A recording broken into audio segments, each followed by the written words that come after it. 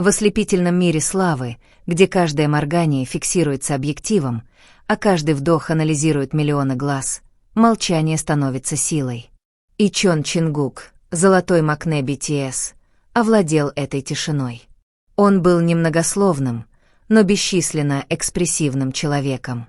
Человек, который предпочитает действия заявлением.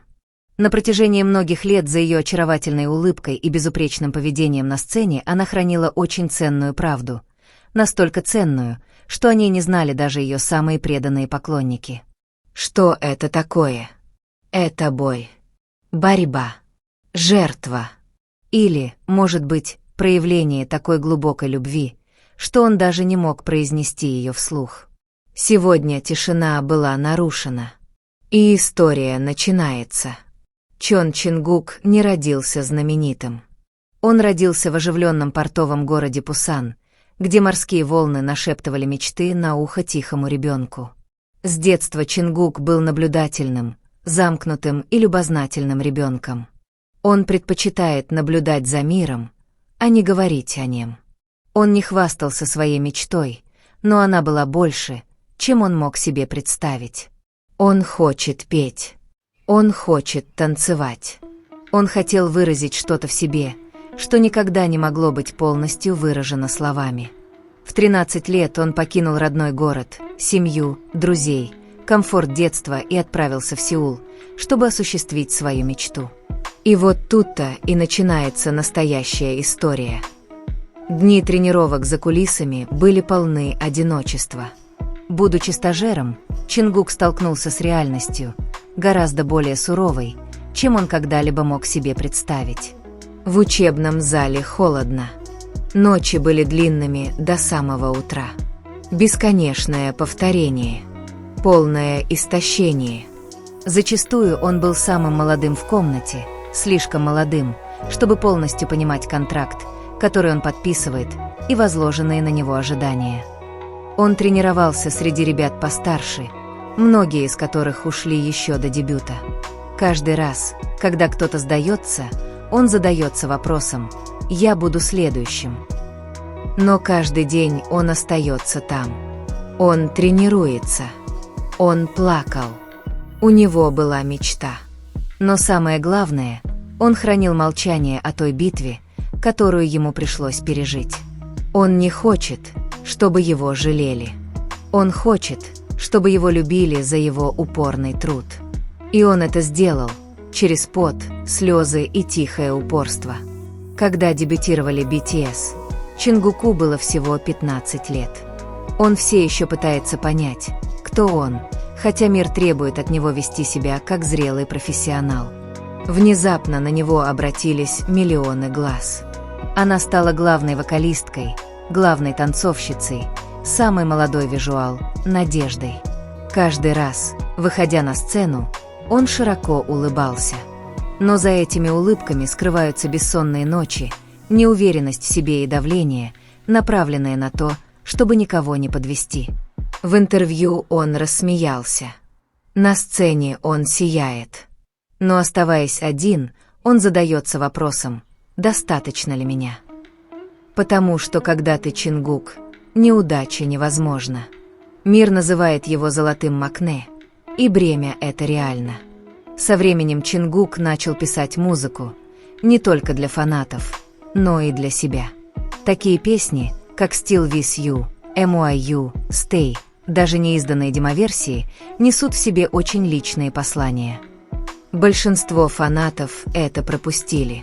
Но если вы прислушаетесь, то услышите голос молодого человека, тянущегося к вашей руке сквозь мелодию «Я скучаю по тебе, даже когда я с тобой».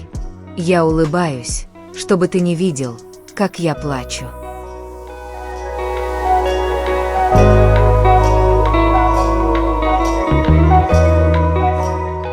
Я люблю тебя, но не знаю, как это показать. Тексты песен — это не просто фан-сервис. Это молчаливые письма признания. Сцена — это его дневник. А ARMY — его самые преданные читатели. В 2024 году тихо появился отчет из благотворительной организации Восточной Африки. Жизнь ребенка спас анонимный спонсор. Пожертвования хватило, чтобы оплатить 12 детских операций. Это может ничего не значить для мира. Но для армии это была подсказка.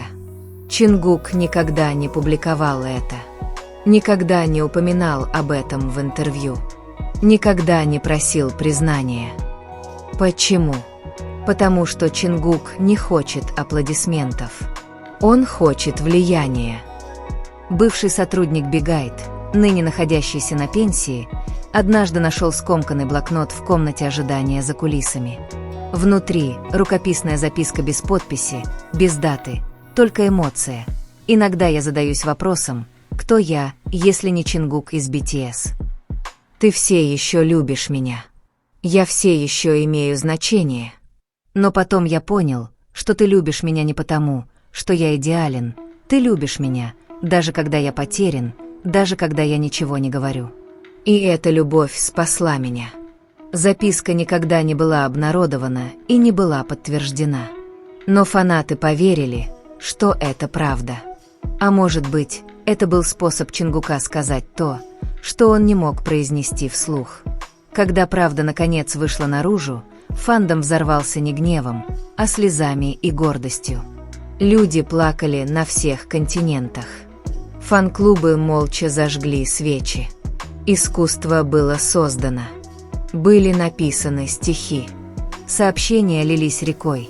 Если бы мы только узнали раньше, мы могли бы держать тебя крепче. Ты так много отдал и никогда ничего не просил взамен. Потому что ты никогда не ходил один. Это уже не просто фандом, это семья. Наследие любви Чингука не может быть скрыто вечно. И теперь армии по всему миру делают больше, чем просто слушают его песни. Они строят школы, сдают кровь, сажают деревья, все во имя его. Чингук не просто создал музыку, он создал движение, он доказал, что самая большая любовь не всегда тяжела, что любовь терпелива, что любовь тиха и что любовь реальна. Вот какое наследие он оставил после себя. Не просто как художник, но и как человек, который любил тихо и бесконечно.